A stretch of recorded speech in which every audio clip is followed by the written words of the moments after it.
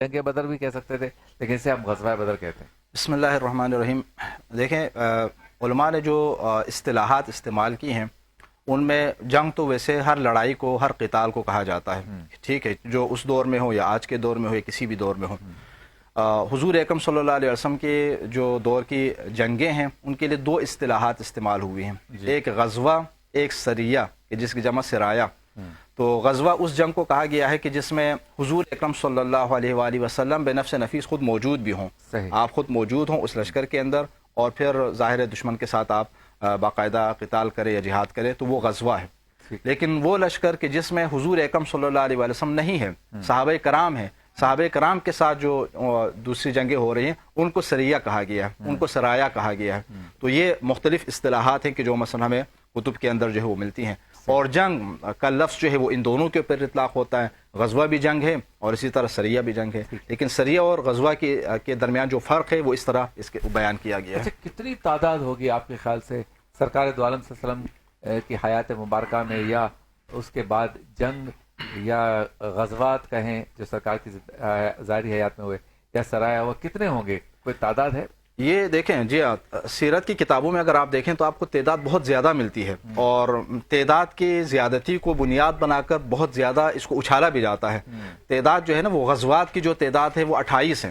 27 یا 28 اس کو بیان کیا گیا ہے، اور ٹوٹل غزوات اور سرایا دونوں کو اگر ملا لیں تو 82 سے بھی زیادہ ہیں۔ اچھا، ٹھیک ہے، تو اب 82 کا مطلب ہے کہ بہت زیادہ ہے نا، 82 کی تعداد خود غزوہ کو بھی اگر آپ لے لیں 28 تو یہ بھی بہت زیادہ ہے، چونکہ مکے کے اندر جب تک حضور اکرم صلی اللہ علیہ وآلہ وسلم تشریف فرما تھے تو کوئی جنگ نہیں ہوئی، اس کے اوپر تو تمام مسلمانوں کا اتفاق ہے، پوری تاریخ کا اتفاق ہے، کوئی جنگ نہیں۔ تو آخری جو 10 سال ہیں مدنی دور میں، اس دوران جو ہے یہ ساری جنگیں ہوئی ہیں، 82 جنگیں۔ اب اس کو بنیاد بنا کر آج مستشرقین یہ اعتراض کرتے ہیں کہ اسلام تو تلوار کے ذریعے پھیلا۔ یہ دیکھیں مسلسل جنگ ہو رہی، 80 کو اگر آپ 10 کے اوپر اگر آپ اس کو ڈیوائڈ اگر کر دیں تو ہر تقریباً سوا مہینے میں کوئی نہ کوئی جنگ ہو رہی ہے، ہر سوا مہینے میں کوئی نہ کوئی، یعنی ادھر سے آ گئے اور دوبارہ جنگ کی تیاری کرے نکل پڑے، دوبارہ آ گئے۔ لیکن اگر آپ حقیقتاً اگر دیکھیں، میں نے اس کے اوپر جو تحقیق کی ہے، ٹھیک ہے، حقیقتاً اگر آپ دیکھیں تو اتنی جنگیں نہیں ہیں، علماء نے بھی اس کو بیان کیا ہوا ہے، سیرت نگاروں نے۔ جنگ تو اصل میں اس کو کہتے ہیں نا کہ جس کے اندر تلواریں چلیں، جس کے اندر قتال ہو، جس کے اندر باقاعدہ خون بہا جائے، آپس میں ایک دوسرے کے سامنے جو ہے وہ لڑائی ہو، اس کی تعداد 10 سے بھی کم ہے، 8 اور 9 ہے۔ ٹھیک ہے جی، 8 اور 9 ہے۔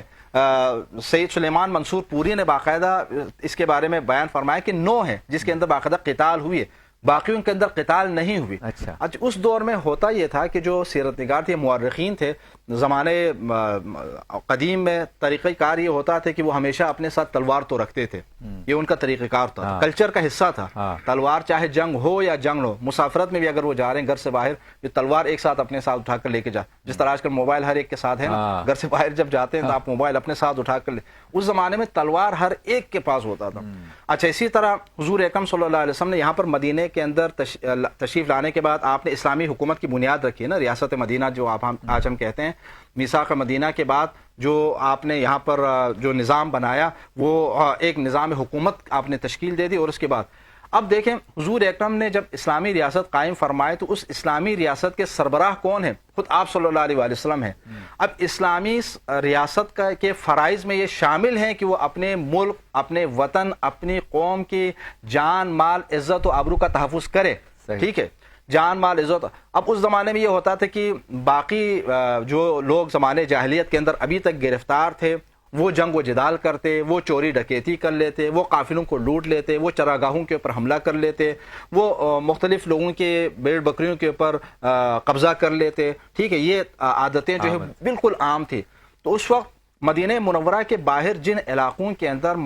اہل مدینہ کی جو چراگاہیں تھیں، وہاں پر جب اس طرح کے راہزن آتے اور وہاں پر لوٹ مار کا کام کرنا شروع کر دیتے، حضور اکرم صلی اللہ علیہ وآلہ وسلم ان علاقوں کے دفاع کے لیے، حفاظت کے لیے چند صحابہ کرام کو بھیج دیتے تھے، چند، جی، کبھی 10 صحابہ کرام کو بھیجا، کبھی 20 بھیجا، کبھی 30، کبھی 40، 50۔ اب آپ بتائیں 30، 40، 10، 20 کے ساتھ کوئی جنگ ہوتی ہے کیا؟ نہیں، یعنی جس طرح آج ایک علاقے کے اندر، آپ کے کسی محلے کے اندر آپ کو خبر اگر ملے کہ وہاں پر کوئی افراتفری پھیلی ہوئی، تو یہاں سے رینجرز والے جاتے ہیں، پولیس والے جاتے ہیں، پولیس کی وینیں جاتی ہیں، تو یہ کوئی جنگ کرنے کے لیے تھوڑی جا رہے ہیں، وہاں کے امن و امان کو کنٹرول کرنے کے لیے جا رہے ہیں، ٹھیک ہے۔ تو اس طرح حضور اکرم نے اپنی اس ریاست کی حفاظت کے لیے جو تدابیر اختیار فرمائے اس میں اس طرح کی چیزیں ہیں. امن و امان کو قائم کرنے کے لیے ظاہر اسلامی ریاست کے سربراہ آپ ہیں, اسلامی حکومت آپ نے قائم فرمائی, تو سب کا تحفظ کرنا آپ کے فرائض میں شامل. تو اس کو اب بعد میں مورخین نے جو ہے ان تمام چیزوں کو جو ہے جنگ اور سریے کا نام دے دیا کہ دیکھیں فلان موقع پر یہ جنگ ہو گئی, فلان موقع پر یہ جنگ ہو گئی. تو اس لیے آپ کو تعداد زیادہ نظر آتی ہے, وگرنہ حقیقت میں دیکھیں تو تعداد اتنی زیادہ نہیں ہے.